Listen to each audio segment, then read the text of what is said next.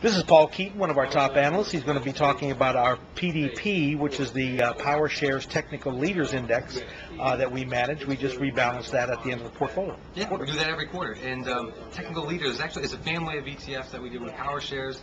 It's something that we're proud of. We basically take different asset classes and we pull out 100 technically strong stocks out of a very vast universe. We have a U.S.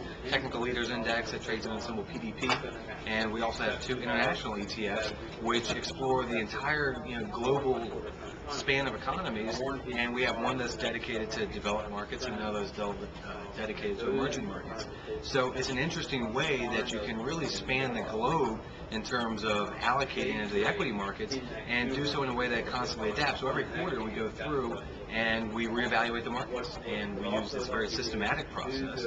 But nonetheless, we go back and look at our entire universe that could go into these funds, and then we pull out 100 stocks that meet our criteria at the end of the quarter. So kind of interesting that there aren't a whole lot of parameters to these portfolios, but we tend to see a lot of very interesting sector rotation. And so right now, for instance, we like to compare the PDP to, say, the S&P 500, which is the benchmark that most American investors use. And what's interesting is that right now you look at the S&P 500, and the largest sector weighting within the S&P 500 right now is technology.